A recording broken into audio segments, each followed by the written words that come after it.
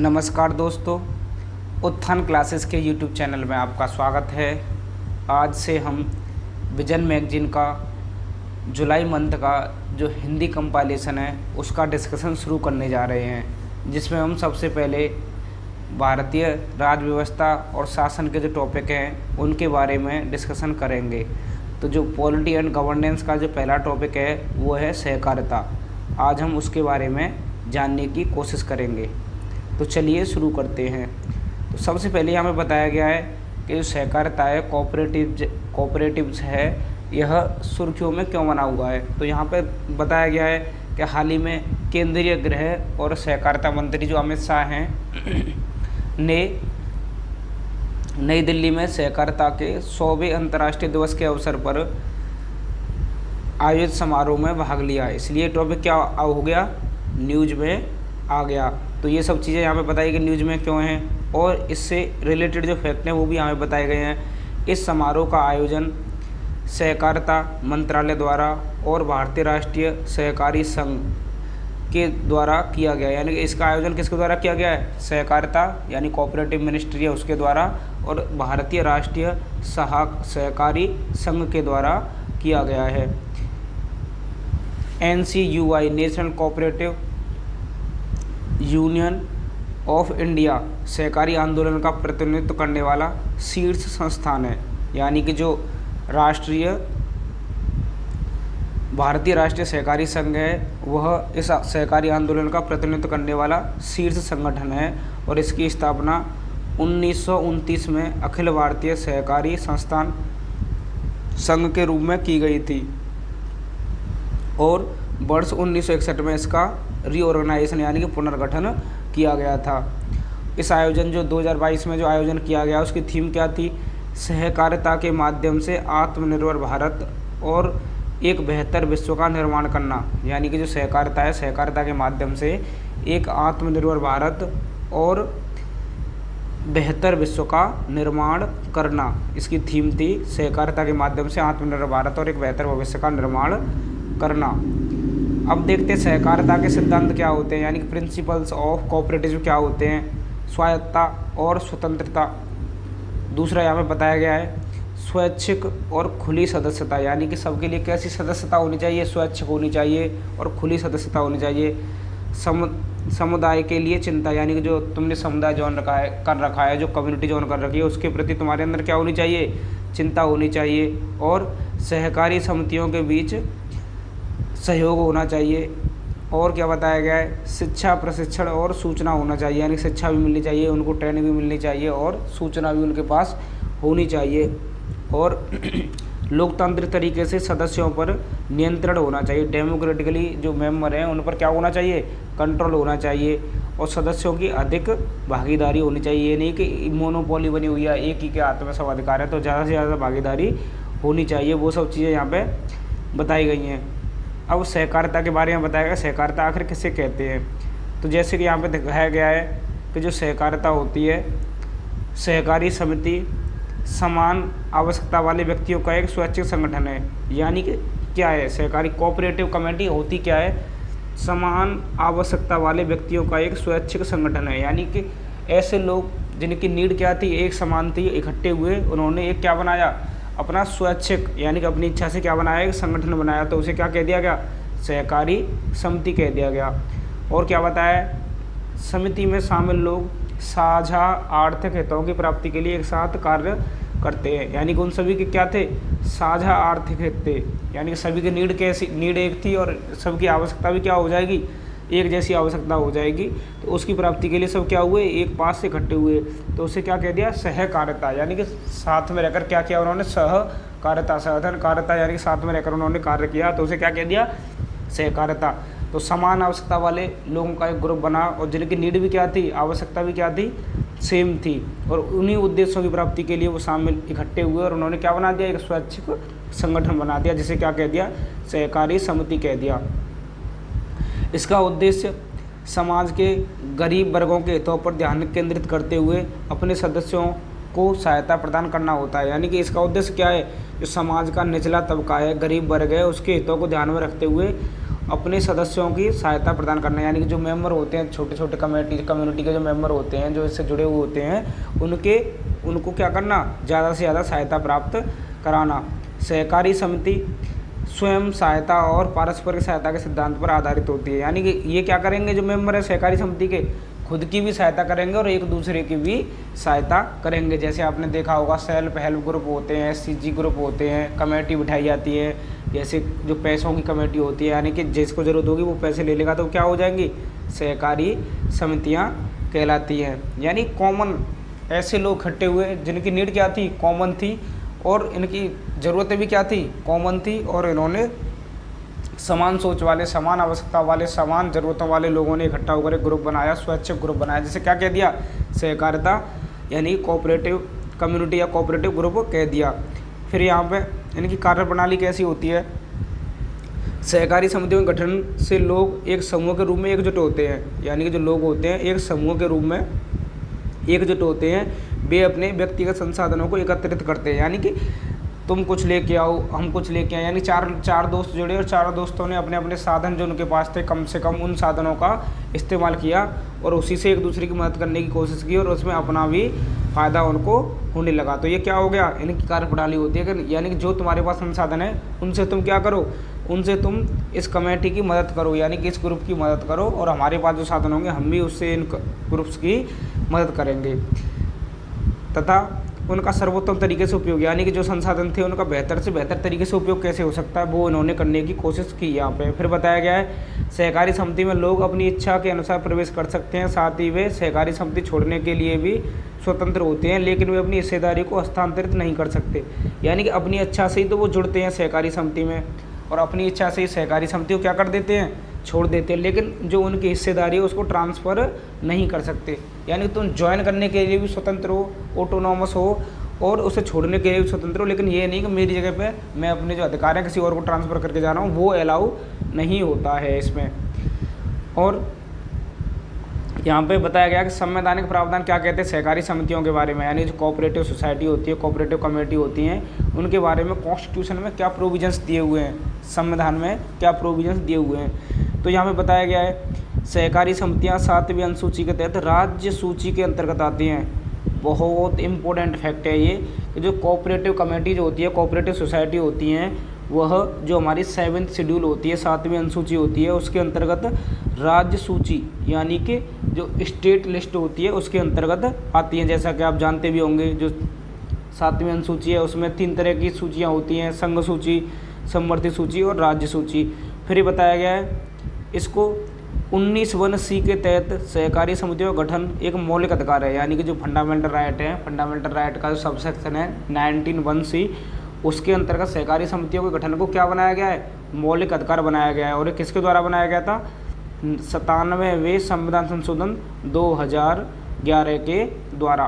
तो किसके द्वारा बनाया गया था, 97वें संविधान संशोधन 2011 के द्वारा सहकारी समितियों के गठन को क्या बनाया गया था, एक मौलिक अधिकार बनाया गया था अनुच्छेद 19 में।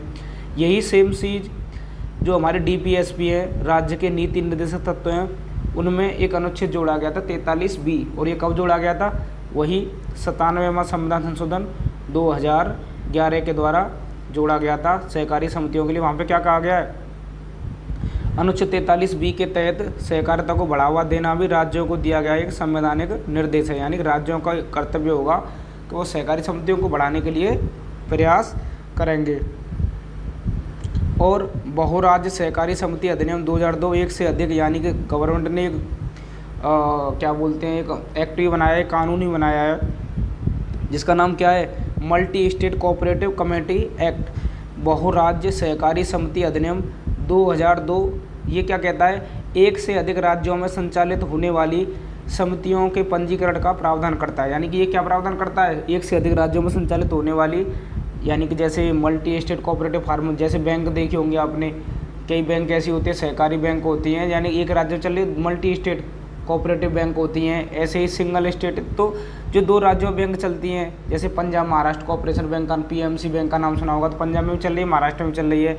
ऐसे ही अलग अलग राज्यों में तो मल्टी स्टेट हो गई नहीं, उनको नियंत्रित करने के लिए भी अधिनियम बनाया सरकार ने, कानून बनाया है।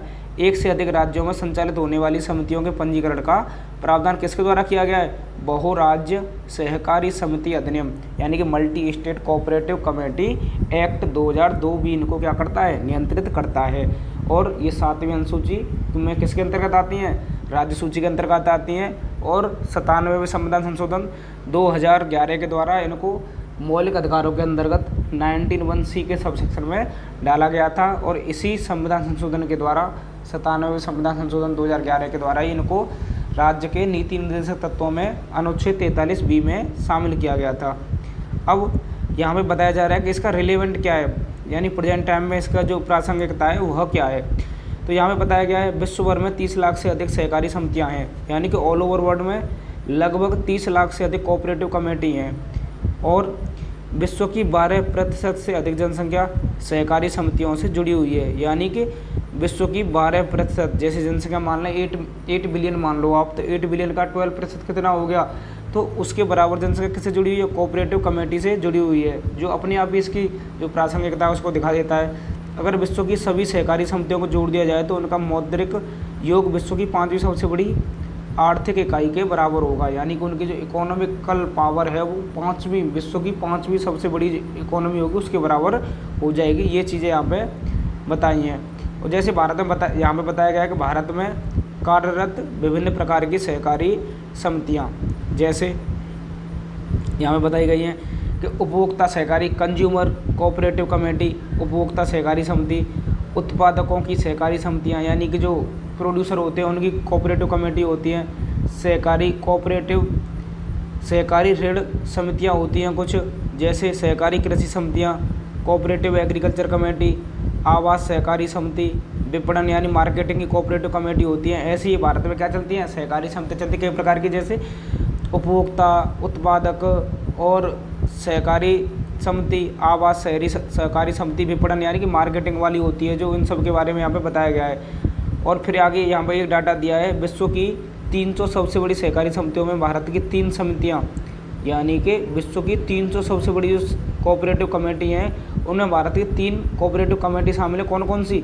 अमूल वाली है, और दूसरी है इफ़को जो फर्टिलाइज़र प्रोड्यूस करती है, इफ़को, और क्रबिको, यानी कि ये दोनों किसके अंडर आ जाएंगी? एग्रीकल्चर वाले के अंदर आ जाएंगी, इफ़को और क्रबिको। और जो अमूल है वो डेयरी फार्मिंग के अंतर्गत आ जाएगी। तो विश्व के 300 में भारत की 3 सबसे बड़ी कौन कौन सी है? अमूल, इफ़को और क्रबिको सहकारी समितियाँ। अब यहाँ पे बताया गया है भारत में सहकारी समितियों के समस्या चुनौतियाँ क्या क्या हैं, यानी कि इनके लिए जो हर्डल्स हैं वो वर्तमान समय क्या हर्डल्स हैं। सबसे पहली जो हर्डल बताई जाती है वो बताई जाती है गवर्नमेंट इंटरफेरेंस, यानी कि सरकारी हस्तक्षेप। सहकारी समितियों के लिए वित्त का प्रमुख स्रोत सरकार है, यानी कि उनको जो फंडिंग करती है वो कौन करती है? गवर्नमेंट करती है। लोन देगा तो गवर्नमेंट देगा, या कोई भी ज़रूरत होगी तो कौन प्रोवाइड कराएगा? गवर्नमेंट कराएगी।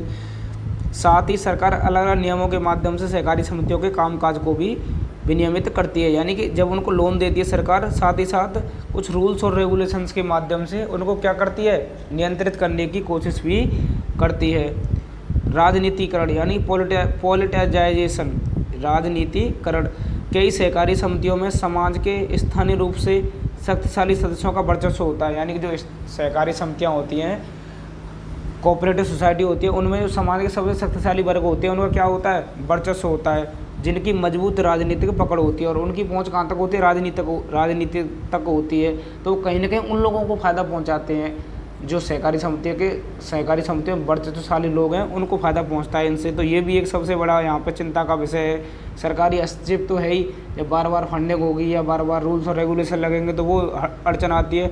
और तीसरी जो बताई जा रही है समस्या वो है क्षेत्रीय असंतुलन। महाराष्ट्र और गुजरात की तुलना में पूर्वोत्तर क्षेत्रों, पश्चिम बंगाल, बिहार और उड़ीसा में सहकारी समितियाँ विकसित नहीं है, यानी कि जो महाराष्ट्र और गुजरात में सहकारी समितियाँ, जैसे अमूल की कहाँ पर है? गुजरात में है। इफ़को और क्रबिको की जो सहकारी समितियाँ दिखाई गई वो कहाँ है? वेस्टर्न इंडिया में स्थित है, या मतलब साउथ वेस्ट के पार्ट वाले, जैसे महाराष्ट्र है, गुजरात वाला पार्ट है, वहाँ पर स्थित है। लेकिन अगर हम पूर्वोत्तर क्षेत्रों यानी नॉर्थ ईस्ट के स्टेट है वहाँ पर चले जाएँ, या पश्चिम बंगाल, बिहार और उड़ीसा वाले क्षेत्रों में चले जाएँ, तो वहाँ पर कोई ऐसी सहकारी समितियाँ, डेवलप्ड सहकारी समितियाँ नहीं दिखाई देती है। तो इसे क्या दिखाया जा रहा है ये, कि ये क्या है, क्षेत्रीय असंतुलन, रीजनल डिस्पैरिटी, यानी कि क्षेत्रीय असंतुलन है। तो ये भी एक चिंता का विषय है। व्यापक स्तर पर अधिक गतिविधियों का अभाव, अधिकांश सहकारी समितियां कुछ सदस्यों तक ही सीमित होती हैं, इनका संचालन केवल 1 या 2 गांवों तक ही सीमित होता है, इस वजह से इनके संसाधन सीमित रह जाते हैं। यानी कि जो छोटी छोटी होती हैं वो ज़्यादा छोटी हो जाती हैं फिर, और जो बड़ी बड़ी होती है वहाँ पे बड़े बड़े पैसे वाले लोग होते हैं, तो वो उन तक सीमित हैं। लेकिन जो छोटी छोटी हैं वो बहुत छोटी रह जाती है, उनका जो एक्सपेंशन है वो ज़्यादा नहीं हो पाता। और अपर्याप्त मानव संसाधन, कुशल कर्मचारी की कमी, कुशल कर्मियों को आकर्षित करने के लिए सहकारी संस्थाओं की अक्षमता सबसे बड़ी चुनौतियों में से एक है। यानी कुशल कर्मचारी हैं, छोटी छोटी सहकारी समितियाँ, उनके पास क्या है, स्किल्ड लेबर नहीं है, और ना ही उनके पास ऐसे रिसोर्सेज हैं जिससे वो स्किल्ड लेबर को हायर कर सकें। तो ये भी एक चिंता का विषय है। सहकारी बैंकों और जैसे कोऑपरेटिव बैंक होती है, उनके समक्ष वर्तमान समय कई चुनौतियाँ देखी गई हैं, जैसे डुअल रेगुलेशन, दोहरा विनियमन। सहकारी बैंकों पर 2 तरीके से नियंत्रण रखा जाता है। तो यहाँ पे बताया गया है कि जो सहकारी बैंक होती हैं, कोऑपरेटिव बैंक होती हैं, उनके समक्ष क्या चुनौतियाँ होती हैं। तो उनकी सबसे बड़ी समस्या क्या निकल कर आ रही है, दोहरा विनियमन, यानी कि डुअल रेगुलेशन। तो डुअल रेगुलेशन कैसे होता है, जो कोऑपरेटिव बैंक होते हैं उनके ऊपर स्टेट रजिस्ट्रार ऑफ सोसाइटीज़ एवं भारतीय रिजर्व बैंक दोनों का, यानी कि यहाँ पे ये बताया गया है जो रजिस्ट्रार होते हैं स्टेट गवर्नमेंट के, उनका भी नियंत्रण रहता है उन बैंकों पर, और आरबीआई का भी नियंत्रण रहता है। यानी कोई भी काम करना हो 2 जगह से उनको क्या लेनी पड़ती है, परमिशन लेनी पड़ती है। इसके परिणाम स्वरूप विनियमन यानी रेगुलेशन में अस्पष्टता आती है, और ये बैंक जवाबदेहिता की कमी से ग्रस्त हो जाते हैं। और दूसरी प्रॉब्लम क्या है, बिगड़ती बैलेंस शीट। कई सहकारी बैंकों के पास वाणिज्य बैंकों की तुलना में अधिक एनपीए है, यानी कि उनके पास क्या है, जो एनपीए है वो बहुत ज़्यादा हो जाता है, क्योंकि उसके भी कई कारण बताए जाते हैं कि उनके जो लोभ या लालच में आकर उनके जो अधिकारी होते हैं वो ऐसे लोगों को जो दिवालिया होते हैं उनको ज़्यादातर लोन दे देते हैं। उदाहरण के लिए यहाँ पे केरल का एग्जाम्पल देके समझाया गया है। केरल में सहकारी बैंकों का एनपीए 38% पर है, जबकि वाणिज्य बैंकों का एनपीए दिसंबर 2021 तक कुल अग्रिमों का 3.99 था। यानी कि जो कॉमर्शियल बैंक होते हैं, अदर जो बड़े बड़े होते हैं, उनका एनपीए केवल 3.99% है, जबकि कोऑपरेटिव बैंकों का एनपीए केरल में कितना है, 38% पर है। और क्या बताया गया यहाँ पे, गवर्नेंस संबंधी मुद्दे, यानी कि उनको शासित करने के जो मुद्दे हैं वो भी बहुत अड़चनें पैदा कर रहे हैं। जैसे इनमें आधुनिक बैंकिंग पद्धतियों का अभाव है, यानी कि इनके पास वर्तमान में टेक्नोलॉजी है, एआई बेस्ड टेक्नोलॉजी, उसका अभाव है। कोऑपरेटिव प्रशासन के ढीले मानक, यानी कि जो कोऑपरेटिव प्रशासन है उसके कैसे मानक हैं, ढीले हैं। राजनीतिक प्रभाव आदि शामिल है, उनमें भी राजनीतिक प्रभाव का हस्तक्षेप देखा जाता है। उदाहरण के लिए जैसा कि अभी आपने देखा होगा, पंजाब और महाराष्ट्र सहकारी बैंक, यानी कि पंजाब और महाराष्ट्र के जो कोऑपरेटिव बैंक है वो अभी क्या हो गए थे, विफल हो गए थे, क्योंकि रूल्स और रेगुलेशन इतने अच्छे नहीं हैं, और ना ही उनके पास डाटा रिकॉर्ड है जिससे वो ये पता लगा सके कि इस जो व्यक्ति हमारे यहाँ लोन लेने आया है उसने पहले से कहीं अदर जगह से लोन ले रखा है, या उसकी जो संपत्ति है वो इतनी है कि नहीं, वो लोन चुका देगा कि नहीं, क्योंकि उनके पास एनालिसिस करने का सिस्टम ही नहीं है, इतनी स्किल्ड फोर्स ही नहीं है, स्किल्ड लेबर भी नहीं है।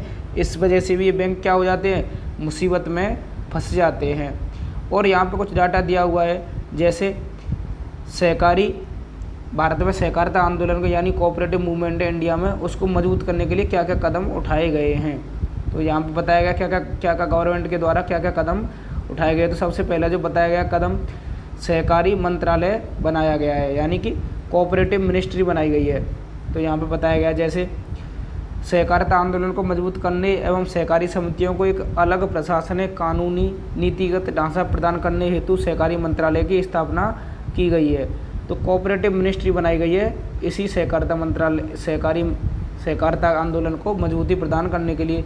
दूसरा क्या किया गया है, बैंकिंग विनियमन संशोधन अधिनियम, यानी कि बैंकिंग रेगुलेशन एक्ट 2020। इसमें क्या किया गया, इसमें जो अभी हम प्रॉब्लम डिस्कस कर रहे थे, कोऑपरेटिव बैंक होते हैं उन पर डुअल रेगुलेशन होता है, उसके संबंध में कुछ कानून बनाए गए हैं। जैसे यह अव्यवस्था की स्थिति में आरबीआई को सहकारी बैंकों के बोर्ड को भंग करने और उस पर नियंत्रण की शक्ति देता है। इसके अतिरिक्त यह सहकारी बैंकों को इक्विटी या प्रेफरेंस शेयरों के पब्लिक इश्यू और प्राइवेट प्लेसमेंट के जरिए धन एकत्र करने की अनुमति देता है। यानी कि यहाँ पे क्या बताया गया है कि जैसे किसी बैंक में प्रॉब्लम हो जाती है, जैसे एनपीओ हो गया या बैंक दिवालिया हो गई, कुछ भी दिक्कत हो गई, तो आरबीआई है उसे पता चलते हुए अंदर ही अंदर उस समस्या को क्या करता है, सॉल्व करने की कोशिश करेगा और उसकी न्यूज़ बाहर आने से पहले ही वो प्रॉब्लम क्या कर दी जाएगी, सॉल्व कर दी जाएगी। नहीं तो क्या हो जाता है, फिर बैंक रन हो जाता है। बैंक रन ऐसी स्थिति होती है जिसमें जो बैंक के लोग हैं वो घबरा जाते हैं कि उनको पता चलता है कि हमारे पैसे यहाँ पे डूबने वाले हैं, और सब फिर क्या करते हैं, सब लोग एकत्रित मात्रा में पहुंचकर इकट्ठे होकर पैसे निकालने के लिए बैंक के पास पहुंच जाते हैं कि हमें भी अपना पैसा चाहिए, हमें भी अपना पैसा चाहिए, जबकि बैंक के पास इतनी क्षमता नहीं होती है कि वो सबका धन एक साथ लौटा सके। तो इसमें क्या होगा, अगर आरबीआई को पता चलता है कि इस बैंक में ये प्रॉब्लम होने वाली, तो आरबीआई तुरंत अपने कंट्रोल में लेगी अंदर ही अंदर और लोगों तक उस न्यूज़ को नहीं आने देगी और फिर उसे मैनेज किया जा सकता है। तो बैंक रन की जो समस्या है उसको आसानी से टैकल किया जा सकता है बैंकिंग विनियमन संशोधन अधिनियम 2020 के द्वारा, यानी बैंकिंग रेगुलेशन अमेंडमेंट एक्ट 2020 के द्वारा। और क्या बताया गया है, नाफेड बनाई गई है, यानी कि नाफेड क्या है, national agriculture cooperative marketing federation, यानी कि जो सहकारी कृषि से संबंधित यानी एग्रीकल्चर से संबंधित जो सहकारी समितियां हैं उनको कंट्रोल करने के लिए। तो जो यहाँ पे बताया गया है, राष्ट्रीय कृषि सहकारी विपणन संघ, यानी कि national agriculture cooperative marketing federation, यानी एग्रीकल्चर से जो मार्केटिंग होती है, एग्रीकल्चर यानी कि एग्रीकल्चर कमोडिटीज़ जो मार्केटिंग होती है उससे संबंधित ये देख रेख करती है। यह राज्यों में मार्केटिंग कोऑपरेटिव कमेटीज को उनके मार्केटिंग व्यवसाय को विकसित करने और उनके सदस्यों को बेहतर सेवा प्रदान करने में मदद करने के लिए सहायता करता है। तो ये क्या करता है, जो कृषि से यानी कि कृषि से संबंधित राज्यों में जो कोऑपरेटिव कमेटी हैं उनकी मदद करता है। कौन करता है, नाफेड, राष्ट्रीय कृषि सहकारी विपणन संघ, national agriculture cooperative marketing federation इसकी फुल फॉर्म है, जो कभी कभी पूछ भी ली जाती है। राष्ट्रीय सहकारी विकास निगम की स्थापना की गई है। राष्ट्रीय सहकारी विकास निगम की ये कब की गई है स्थापना, इसकी स्थापना की गई थी 1963 में। 1963 में इसकी स्थापना की गई थी। यह मार्केटिंग, प्रसंस्करण यानी प्रोसेसिंग और भंडारण आदि में सरकारी सहकारी समितियों की क्या करता है, सहायता करता है। यानी कि कैसे मार्केटिंग करनी है, कैसे प्रोसेस करना है, यानी आलू से चिप्स कैसे बनाना है, कैसे आइटम बनाने हैं और कैसे उनका स्टोर करना है, उन सब चीज़ों के बारे में राष्ट्रीय सहकारी विकास निगम सहायता करता है सहकारी समितियों की। यह सहकारी चीनी, सहकारी कताई और बुनाई मिलों की शेयर पूंजी के संबंध में ऋण और सब्सिडी सहायता प्रदान करता है। और सुप्रीम कोर्ट द्वारा 97वें संविधान संशोधन 2011 के कुछ प्रावधानों को रद्द करना भी क्यों रद्द किया गया, जिससे सहकारी समितियों को और मजबूती मिल सके। इस अधिनियम के जरिए सहकारिता को सुरक्षा देने के लिए अनुच्छेद 19(1)(c) में संशोधन और उससे संबंधित 43(b) में भाग 9(b) को सम्मिलित किया गया था। तो सुप्रीम कोर्ट ने घोषणा की कि संविधान का भाग 9(b) केवल तभी तक प्रभावी है जब तक यह विभिन्न राज्यों और केंद्र शासित प्रदेशों में बहुराज्यीय सहकारी समितियों से संबंधित है। यानी कि ये 9(b) पार्ट भी जोड़ा गया था 97वें संविधान संशोधन 2011 के द्वारा। 43(b) अनुच्छेद जोड़ा गया था डीपीएसपी में, और मौलिक अधिकारों में 19(1)(c) जोड़ा गया था। तो ये कह रहा है कि ये जो भाग 9(b) है वो तभी तक प्रभावी है जब तक विभिन्न राज्यों में और केंद्र शासित प्रदेशों में मल्टी स्टेट सहकारी समितियों के लिए कार्य करता है। तो ये वहाँ पे गाइडलाइन दी है सुप्रीम कोर्ट ने। और संविधान के भाग 9(b) में सहकारी समितियों के परिचालन से संबंधित प्रावधानों को निर्धारित किया गया है। यानी संविधान का जो भाग 9(b) है, जो मैंने अभी आपको बताया था कि 97वें संविधान संशोधन 2011 के द्वारा जोड़ा गया था 9(b), और मौलिक अधिकारों में अनुच्छेद 19(1)(c) और डीपीएसपी में अनुच्छेद 43(b) के तहत सहकारी समितियों के बारे में डिस्कशन किया गया है।